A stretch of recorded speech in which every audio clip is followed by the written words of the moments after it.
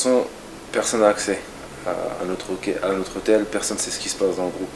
Le groupe vit très bien, ça se passe super bien. Ce qui est bien, c'est que on est toujours ensemble. Dès que quelque chose ne va pas, on se réunit et on crève l'abcès ensemble.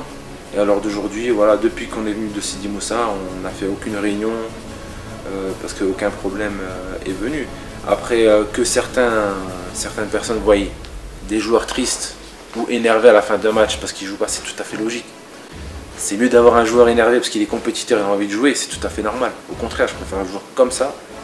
Mais ce qui est bien, c'est qu'une fois rentré à l'hôtel, il n'y a aucun souci. Vous pouvez voir, tout le monde rigole, on est tous ensemble et tout. Donc, non, c'est vrai que j'ai lu que Soudani et Djabou, que j'ai repris Soudani et Djabou dans le vestiaire alors que je les ai même pas vus. Je suis parti en conférence de presse directement. Et apparemment, je les avais engueulés ou choses comme ça, alors que c'est totalement faux.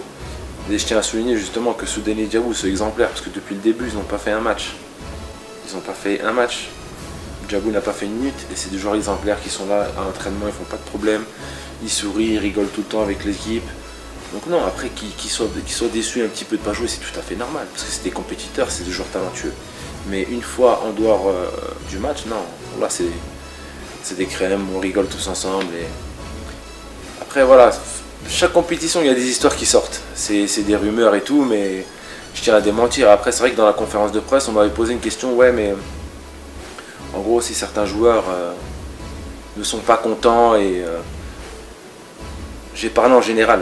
J'ai dit dans n'importe quelle équipe du monde, si tu as des joueurs qui sont pas contents sur le coup, il n'y a aucun souci. Une fois qu'ils rentrent à l'hôtel, qu'ils commencent à foutre le bordel, qu'ils commencent à faire la zizanie, bien sûr que ces gens-là sont dangereux. Mais c'est ce qui n'est pas le cas en équipe nationale. En équipe nationale, dès qu'on finit le match, tout va bien. Donc en général, quand un joueur n'est pas content et qui met le groupe en péril, c'est-à-dire qui vient, il fout la main, qui vient, qui fout la zizanie, qui fout la zizanie, c'est normal. N'importe quel entraîneur du monde, il dira, t'es pas content, tu pars. Et rien n'est plus important qu'une équipe. Mais, alhamdoulilah, dans cette équipe, il n'y a aucun souci. Moi, je parlais en général. Et voilà, après, non, faut pas. C'est pas parce qu'il y a une défaite qu'on remet tout en cause. Je me rappelle que quand j'ai commencé en équipe nationale, 2004, après 2004, j'ai intégré l'équipe A. 2006, on ne s'est pas qualifié en Coupe d'Afrique. 2008, on ne s'est pas qualifié en Coupe d'Afrique. Problème de locaux avec les professionnels, etc., etc. Mais quand il y a des résultats négatifs, il y a toujours des problèmes.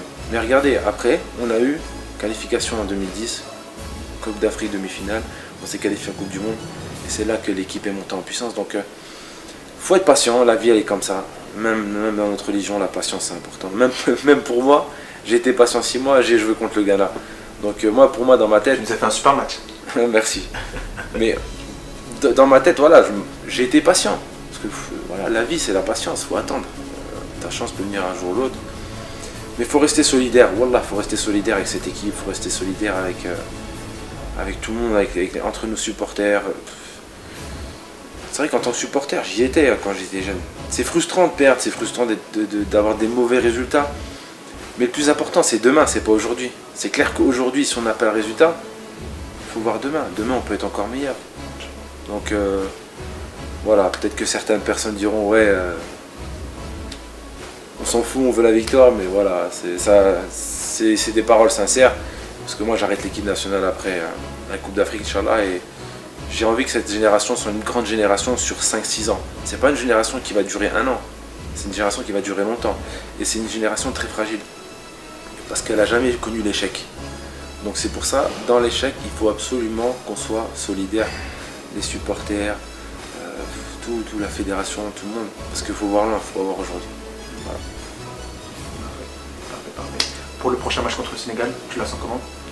Prochain match, une finale pour le Sénégal, pour nous, pour le Ghana, pour l'Afrique du Sud. Aucune équipe s'est qualifiée sur les 2 matchs, donc ça montre que la Coupe d'Afrique est très délicate. Elle est épuisante. Une Coupe d'Afrique c'est très épuisant, donc là ça fait quasiment, on dirait ça fait 1 mois et demi, 2 mois qu'on est là. Donc tellement on est dedans enfermé avec la chaleur, les terrains et les matchs, mais Inch'Allah j'espère que surtout tout donner. Ne pas avoir de regrets, se lâcher parce que je sais que les supporters, si tu donnes tout, si tu joues ton jeu, si tu te lâches, même si tu te transcendes, que tu gagnes ou tu perds, ils sont toujours là. Donc transmettre ce message, se lâcher, ne pas avoir de regrets. Inch'Allah. Et puis après, j'espère qu'on défilera pour la qualif, pour le quart de finale, Inch'Allah. Un petit message pour les supporters algériens qui sont en direct avec nous.